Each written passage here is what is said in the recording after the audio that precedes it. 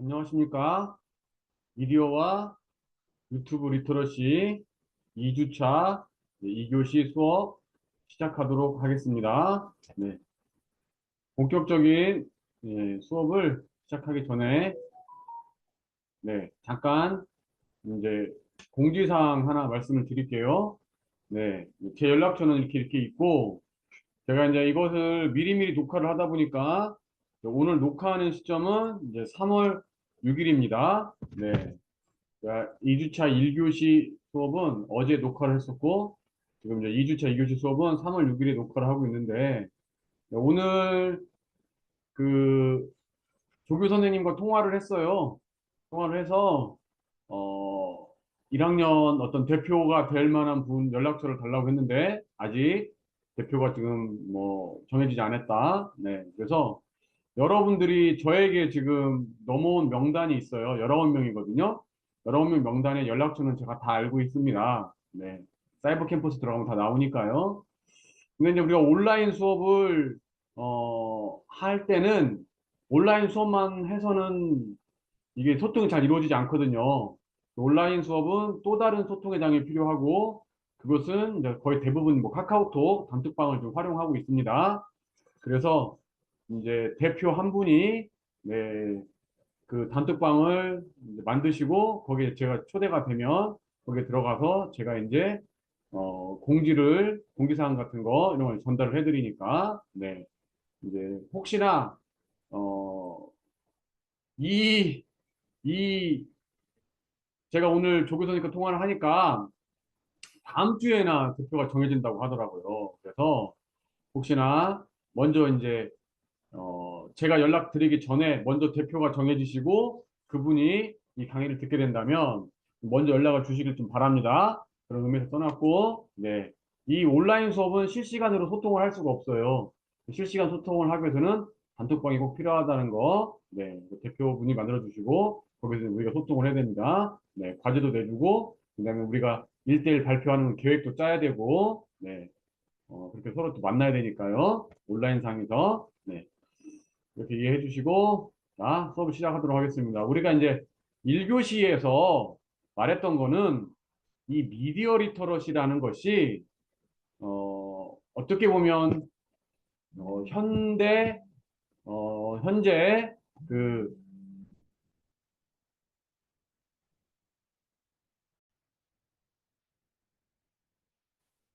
네, 그래서 지난 시간에 했던 내용을 다시 한번 말씀을 드려보자면, 이제 이 미디어 리터러시라는 것이 어, 우리 성인 학습자들에게는 그렇게 친숙한 것이 아니라는 거예요. 조금 생소한 것이라고 볼 수 있는 것이죠. 미디어라는 거, 이런 것들은 잘 알고 있지만, 뭐, 리터러시, 미디어 리터러시 이런 게 좀 생소한 거지만, 우리 어린 학생, 젊은 학생들의 입장에서는 이걸 학교에서 좀 배우고 있기 때문에, 네, 쉽게 접근하고, 거기에 대해서 잘 이해를 하고 있고, 잘 활용할 수 있다라는 거죠. 네. 그런 점에서 우리가 성인 학습자 입장에서 좀 열심히 뭐 배워야 된다.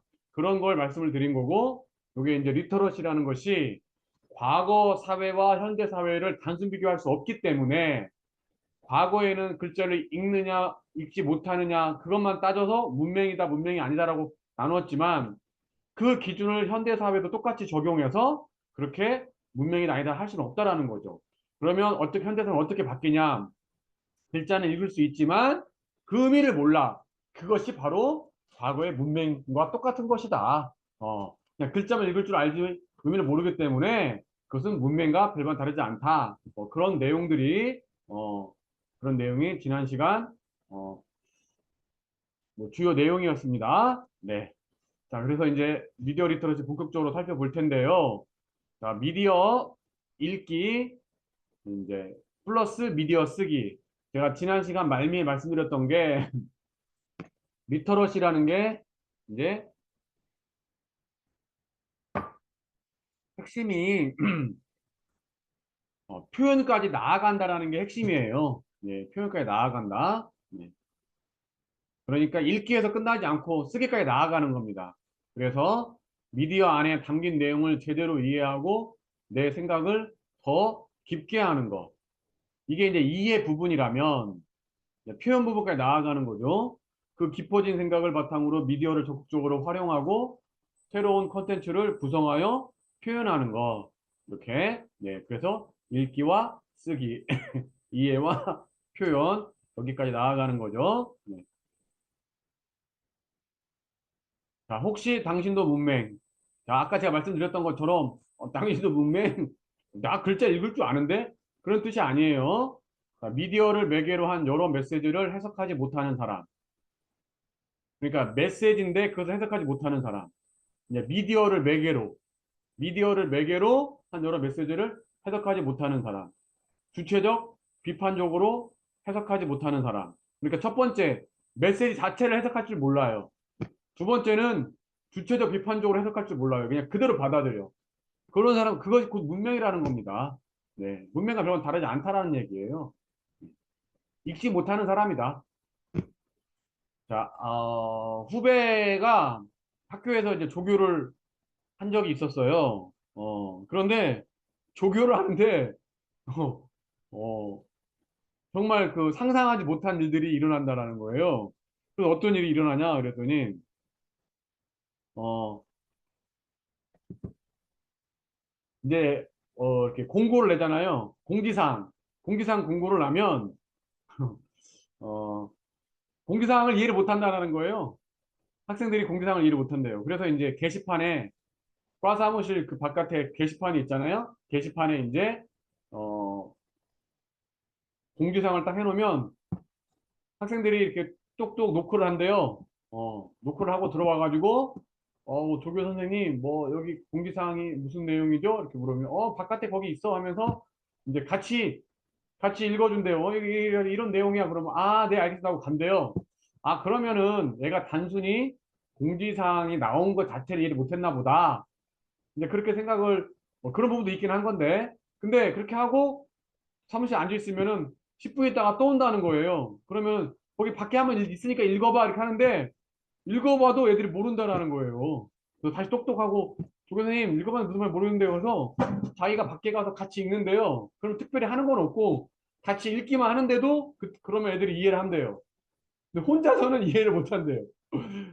그래서 참 놀랍다. 어떻게 애들이 이런 공지사항 하나조차도 스스로 읽어내지를 못하느냐.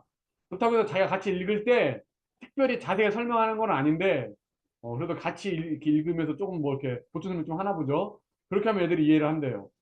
그래서 그런 학생들이 사실 문맹인 거예요. 이렇게, 어떤 집중력 결여한 것도 있는 거죠, 사실은. 집중력 결여도 있는 거고. 네. 그래서 그쪽 조교가 정말 요즘 애들 이해할 수 없다 뭐 이렇게 공지사항 하나조차도 스스로 읽어내지 못하는 학생들이 너무 많다. 그게 문명입니다. 네. 네. 다음 그리고 이제 표현 영역에 있어서는 네. 소통에 활용되는 미디어나 디지털 기기를 제대로 활용할 수 없는 사람. 그래서 일단 미디어 리터러시에서 뒤에서 하겠지만 미디어 접근 능력 자체가 중요하거든요. 근데 미디어나 디지털 기기를 제대로 활용할 수 없는 사람. 사실 저도 그 부분에 많이 해당이 되죠. 네. 그래서 뭐 활용할 수 있다 하더라도 젊은 학생들이 하는 것보다 시간이 훨씬 더 많이 걸리는 거죠. 잘 모르고. 알고 나면 쉬운데 참 그 접근하기가 쉽지가 않아요. 네. 생각을 또 논리적으로 표현하거나 창의적인 결과물로 만들어내지 못하는 사람. 이런 쓰지 못하는 사람이에요. 그래서 이렇게 미디어를 매개로 한 여러 메시지를 해석하지 못하는 사람, 주체적 비판적으로 해석하지 못하는 사람, 또 미디어 기기를 활용할 수 없는 사람, 논리적으로 표현하거나 창의적인 결과물로 만들어내지 못하는 사람, 쓰지 못하는 사람. 이게 다 문맹인 거예요. 이게 다 문맹. 네. 실질 문맹인 거예요. 이게 실질 문맹. 단순히 글자를 읽지 못하는 것이 문맹이 아니라, 네. 그래서, 뭐 얘기를 하면 정말 길어지는데, 우리 한국 사회가 매우 복잡 다단하고, 세대 간에도 격차가 워낙 심해서, 그래서 세대들이, 우리 젊은 친구들이 어떤 디지털 기기나 미디어 기기를 가지고 소통을, 어, 하려고 하는데, 우리 이제 나이 든 사람들이 그걸 못 따라가면 문명이 되는 거예요. 그들 앞에서는. 네. 그래서 우리가 이제 그렇게 되지 않기 위해서, 어, 잘 따라가려고 노력하는 것이 바로 미디어 리터러시, 디지털 리터러시의 기본이에요. 기본. 그게. 네. 자, 미디어 읽고 쓰기의 즐거움. 그래서 여러분 어떻습니까? 저도 사실은 과거에 비해서 미디어 기기, 디지털 기기를 그나마 그래도 더 많이 활용하고 잘 활용하려고 노력하는 건데 사실은 할 때마다 새로운 기술, 새로운 걸 만들 때마다 조금 두렵고 또 짜증이 나기도 해요. 근데 거기에 좀 즐거움을 가질 필요가 있다.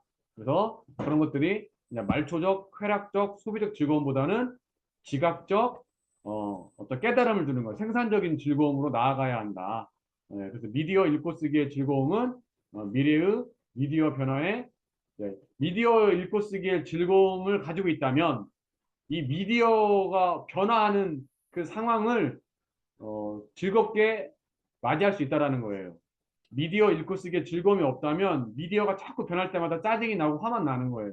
그러나 읽고 쓰는 것이 이게 즐겁다. 즐거울 때, 재미를 느낄 때 미디어 변화에 대해서 긍정적으로 반응하고 그 변화에 또 기대를 가지게 되고 잘 적응한다라는 거죠. 단적으로 예전에 제가 한 5년 전에 어떤 사무실에서 일을 했었는데 프리랜서로 있었는데 이제 그 사무실에 좀 관리하시는 분이 어, 나이가 60대였어요.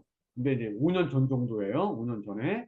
근데 그때 당시에 한 60, 한 2, 3대 정도 됐는데 그분이 그때는 저도 못했었는데 그분은 이런 동영상 촬영해가지고 그것을 다 편집하고 자막도 넣고 음악도 갈고 그걸 다 할 줄 알았어요. 그분이. 그래서 그분이 초등학교 동창 모임이 있었는데 초등학교 동창 모임에서 완전 핵인싸. 네, 인싸 중에 인싸, 핵인싸가 된 거예요. 왜냐하면 이제 그 나이에서는 이렇게 손녀, 손자들 봐주고 이런 즐겁이 있었나 봐요. 그래서 손자, 손녀들 이렇게 같이 있으면 동영상 찍어가지고 그걸 편집해가지고 이렇게 이제 어, 보관하는 거 이렇게 유튜브까지는 아니었지만 당시에는 핸드폰에 저장했다가 이렇게 보여주는 거 그게 큰 즐거움인데 그걸 자기만 할 줄 아니까 다른 친구들은 할 줄 모르니까 자기한테 자꾸 해달라고 한대요. 어떻게 하냐, 어떻게 하냐. 그러니까 처음에는 찍는 것도 못 해가지고, 야, 어떻게 찍냐. 알려주니까 찍어가지고 왔어요. 친구가. 손자, 손녀를. 근데 편집할 줄을 몰라. 그러니까 해달라고. 완전 핵인싸가 된 거죠. 저도 사실 그때는 할 줄 몰랐는데. 지금도 제가 촬영을 하는데 자꾸 카메라가 이상해요. 그래서 카메라를 바꿨어요. 비싼 걸로. 그랬더니 이것은 자동 조절이래요. 자동 조절이어서 더 안 좋아. 뭐 지가 알아서 어쩔 때는 잘 찍혔다가 선명하게 찍혔다가 또 선명 안 찍혔다가 막 그래요. 뭐 어떻게 제가 조절할 줄 몰라요.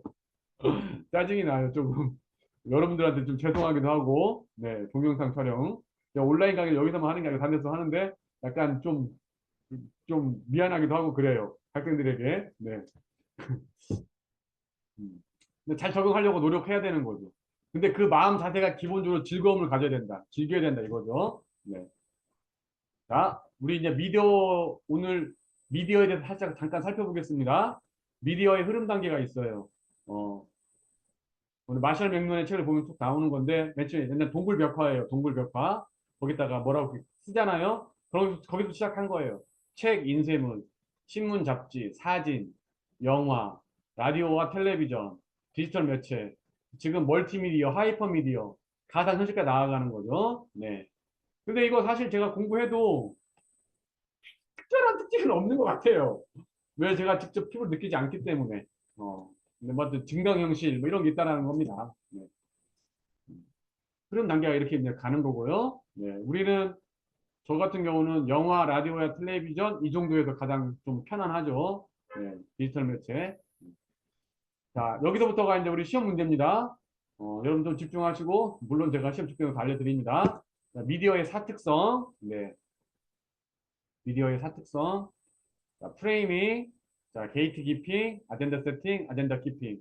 여러분이 교재가 있으신 분도 있으시겠지만, 교재가 없으신 분은 제가 다 스캔을 해서, 제가 아직은, 요 책의 내용인데요. 주 내용인데, 제가 이제 미디어 리터러시 강의 노트를 다 만들지 못했기 때문에, 어쩔 수 없이 이제 이 천상 책의 내용을 스캔해서 드릴 텐데, 과제가 정해지지 않았기 때문에, 제가 지금 이 시간에는 전달해 못 드리지만, 이제 이 강의가 나갈 때쯤이면, 정해지면 제가 이 미디어의 사특성에 대해 나온 부분을 다 스캔해가지고 과대에게 전달해 드릴 겁니다. 그럼 과대가 또 전달을 해드릴 거예요, 여러분들에게.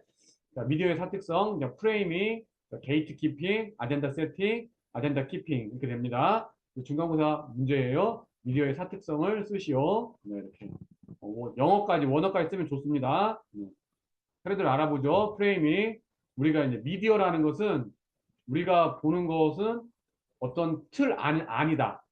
틀에 갖춰지면 우리가 본다라는 거죠. 네. 프레이밍을 만드는 겁니다. 우리가 보는 것도 어떤 틀 안에서이다. 그러한 틀을 깨거나 그 틀을 넘어서는 보기를 할 줄 알아야 된다. 그렇죠? 그 틀 안에 있는 것만 보고 진실이라고 믿으면 안 된다는 거죠. 프레임에 갇혀 있으면 안 된다. 자, 무편집본의 출현. 그래서 이제 프레임이 하도 있다 보니까 야, 그럼 편집하기 전에 거 내놔. 이렇게 하는 거죠.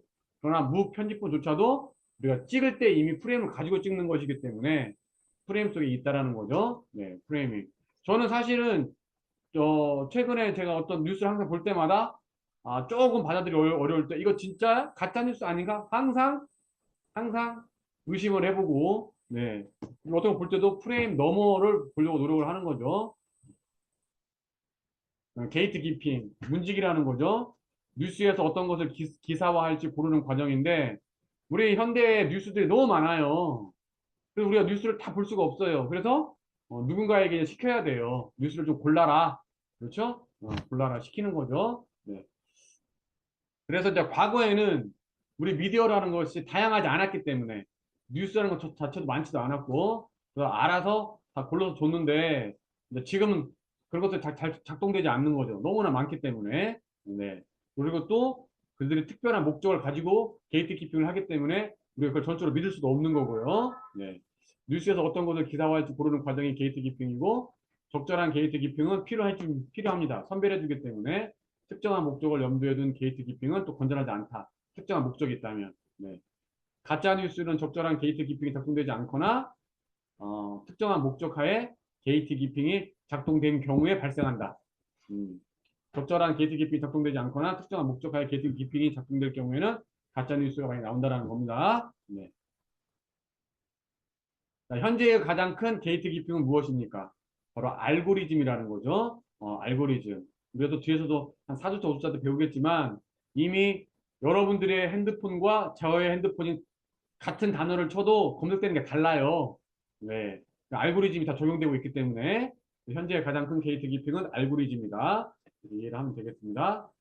네. 그다음에 아젠다 세팅이죠. 네, 미디어가 뉴스나 시사 프로그램을 통해 특정한 주제를 대중에게 중요한 문제로 인식시키는 것 자체를 우리가 아젠다 세팅이라고 하는 겁니다. 네, 아젠다 세팅.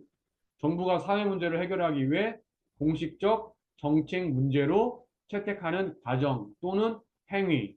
네.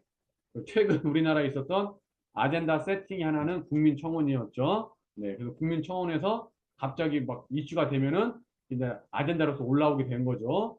성립이 됐습니다. 아젠다로서 아젠다 세팅. 그 다음에 이제 아젠다가 되면은 유지를 해야 합니다. 아젠다 키핑. 아젠다 세팅과 아젠다 키핑. 이것은 사실은 이제 뭐 제가 여러분들에게 사실은 이것도 좀 우리 학교가 많이 이상해진 건데 뭐 학교에서 자꾸 정책을 하지 말라고 그래요.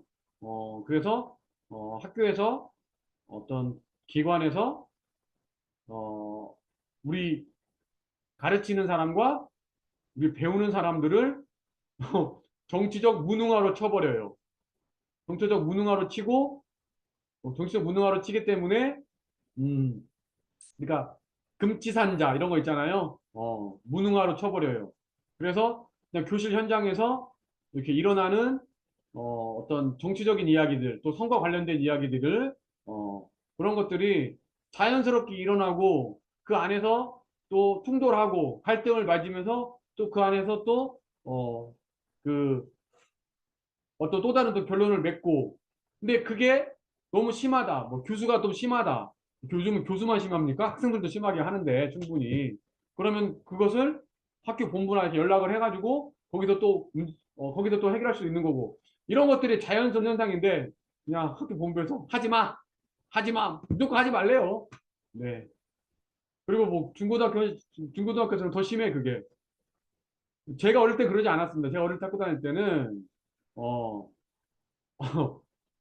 선생님들이 다 정치 얘기했어요. 다 정치 얘기하고 대통령 욕하고 다 그렇게 했어요. 네.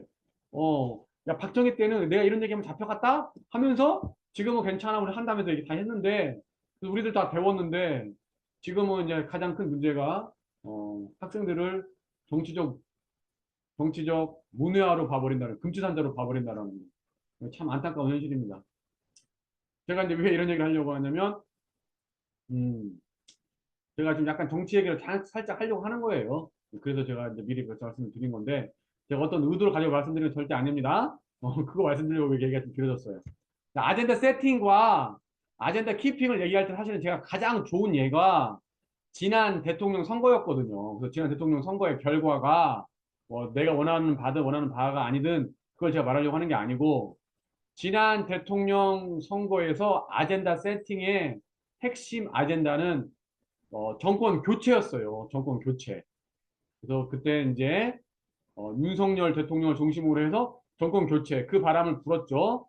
그 바람을 불었어요. 그래서 안전 세팅이 됐고 너무나 자연스럽게 됐고 그것을 이제 키핑하려고 윤석열 대통령 측에서는 키핑하려고 엄청 노력을 한 거였고 이제 이재명 측에서는 그걸 바꾸려고 엄청 노력을 한 거죠. 이제 바꾸려고.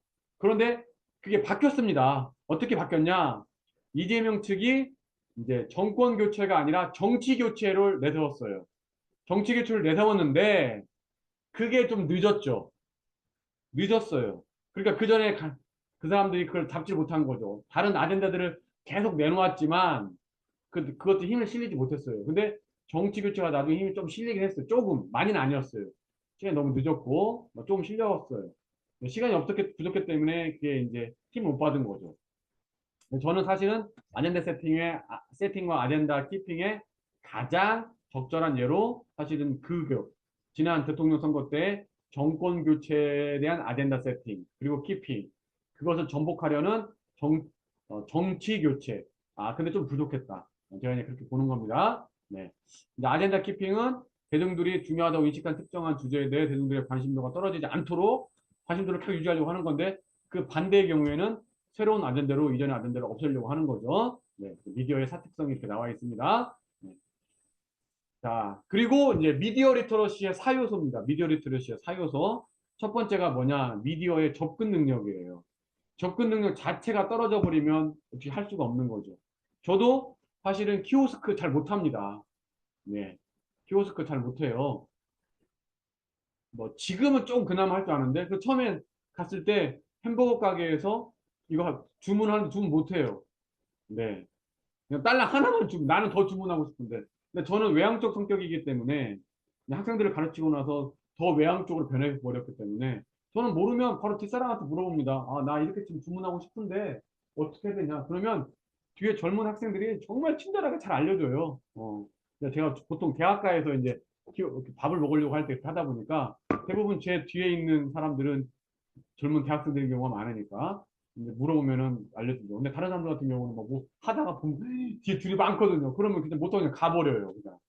그래서 기다렸다 다시 하고 이러는데 저는 그냥 모르면 물어봅니다. 그 학생들 하는 걸 잘 지켜보죠. 그 다음에 야 이렇게 해야겠구나 써먹는 거죠. 그러니까 미디어의 사실 접근 능력 이게 중요한 겁니다. 예. 학생들이 자꾸 물어봐요. 인스타그램 있냐? 사실 있어요. 근데 안 알려줘요. 어떻게 할지 모르니까. 네. 그래서 지금 학생들이 하도 물어봐서 인스타그램인데 그 까는 것도 제가 깐 게 아니고 플레이스토어에 치면 깔긴 깔아지니까 뭐 그렇게 해서 까는 건데 접근 능력 자체가 첫 번째 중요하다. 그 다음에 미디어의 비판적 이해 능력, 창의적 표현 능력, 소통 능력, 표현까지 가야 된다. 하나씩 알아보도록 하겠습니다. 자, 미디어의 접근 능력이죠. 자, 이해 영역에서 표현 영역의 순서로. 이해 영역에서 표현 영역까지 나아가야 한다. 우리가 지금 중요한 미디어를 하고 있잖아요. 어떤 거 합니까? 유튜브 하죠. 여러분 유튜브 보시잖아요. 안 보는 분도 있을 수도 있고. 네. 근데 이게 사실 저 처음에는 유튜브를 봤는데 그게 유튜브인지도 모르고 봤어요, 그냥. 이렇게 하다 보니까 클릭해서 뭐가 나오길래 이게 뭐네 동영상이 나오네. 그러는구나. 처음에는 유튜브인지도 모르고 봤죠. 그래서 보다가 이제 지금 많이 보죠. 지금 많이 봅니다. 네. 근데 자꾸만 이제 보기만 하는 것이 이해 영역인데 제가 이제 유튜브 채널 하나 만들어 가지고 올리죠. 올리고 제가 유튜브 채널 올리니까 좋아하는 분이 딱 한 분 계세요. 그 어머니. 어머니 정말 좋아하세요. 왜냐하면 만나지 않아도 그거 클릭해서 들어가면은 내가 하는 했던 것들 나오니까.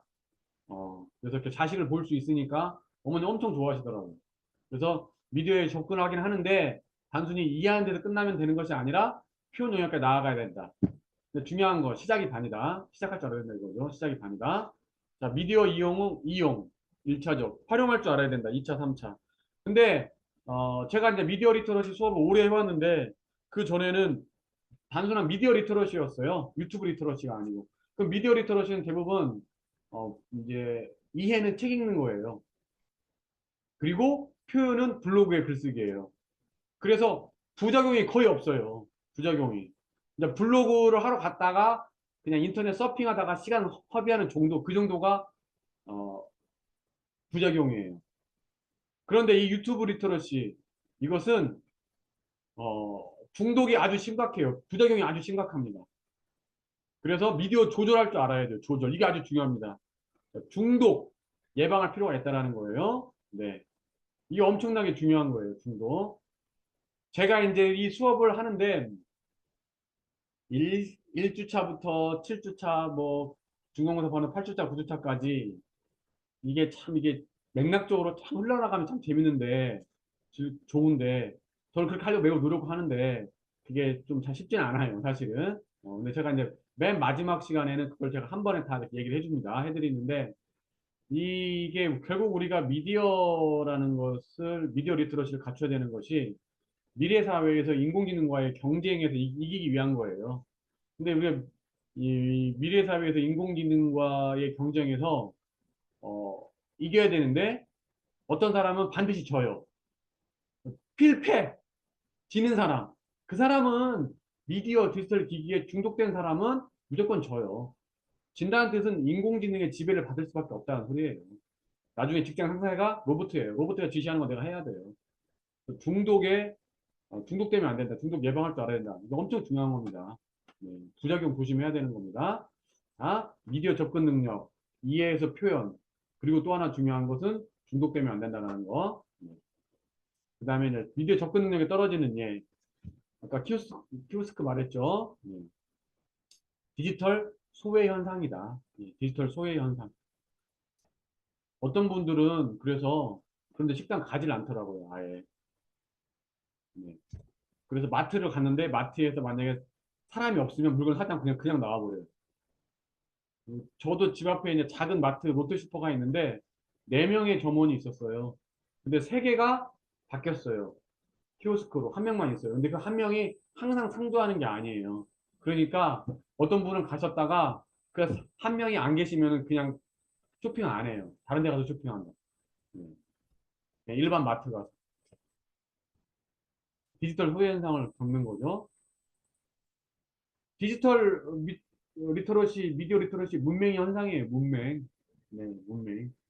쉽게 말해서 과거를 보자면 물건을 사러 갔는데 내가 글자 읽을 줄 모르니까 물어볼 만한 사람이 없으니까 그전에 어떤 사람한테 물어봤는데 그 사람은 내가 덜 창피하니까 또 물어볼 수 있는데 이제 또 새로운 사람한테 물어봐야 되니까 창피하니까 다른 데 가서 사는 거예요. 똑같아요. 네. 시대가 바뀌었기 때문에 지금 그게 바로 문명이에요. 자, 그다음 두 번째 비판적 이해 능력입니다. 비판적 이해 능력. 자, 우리 현실을 구성하는데 우리 현실엔 디지털 네이티브 세대들이 있어요. 얘들은 미디어를 무비판적으로 받아들입니다. 그렇기 때문에 얘들은 초등학교에서 계속 공부를 하는 거예요. 너네 미디어를 볼 때는 비판적 받아들여야 된다. 미디어 리터러시 계속 수업을 받는 거예요. 네. 그리고 이 미디어가 비판적으로 받아 볼 수밖에 없는 그런 내용들이 많아요. 거짓, 허위, 가짜. 왜? 어떤 특정한 동기로 인해서 그렇게 만들어지는 거예요. 산업적인 동기, 자본을 추구하거나 광고 수익 때문에 거짓을 자꾸 만들어요. 그렇기 때문에 우리는 비판적으로 봐야 되는 거죠. 또 미디어 언어가 있어요. 다양한 미디어 언어의 특성과 전달 방식에 대해서 이해할 필요가 있다는 거죠. 이해를 못하면 오해할 수 있으니까. 네. 그리고 이제 사실 이해, 팩트 체크부터 시작해서 비판적 이해까지 나아가야 되는 겁니다. 네. 그래서 우리가 이제 전에 이제 마스크를 많이 썼잖아요. 미디어 마스크를 착용하자 뭐 그런 얘기를 사실 많이 했죠. 네. 소통하기, 소통 능력이죠. 네, 사람은 사회적 동물인데 소통을 할 수밖에 없어요. 자, 전에는 한 방향 미디어였어요. 라디오나 텔레비전. 뭐 지금도 최근에는 이제 라디오나 텔레비전도 다 쌍방이 바뀌고 있긴 하죠. 미디어를 활용하고 있기 때문에 미디어를 활용한 소통 능력 이것도 필요하다. 참여 욕구, 능력, 네, 참여 욕구를 키울 필요가 있고 능력 또한 키워야 됩니다. 근데 거기에 이제 규범이라는 게 있어요. 뭐 아무렇게나 하면 안 돼요. 욕하면 안 되고 규범을 인지해야 되고 또 지켜야 됩니다. 이해했다면 우리가 표현도 해보자. 소통해서 이해만 하려고 하지 말고 표현도 해보자. 네. 자, 뭐 가장 기본적인 댓글인데 댓글 달기, 네, 악플로 인한 자살 있죠? 또 댓글 조작, 그래서 정치적 사건 이런 것들이 있어요. 댓글 달기 영향력을 알 수 있어요. 댓글 달기가 뭐 가벼운 게 아니에요. 네, 댓글 달 때 조심해서 또 달아야 되죠.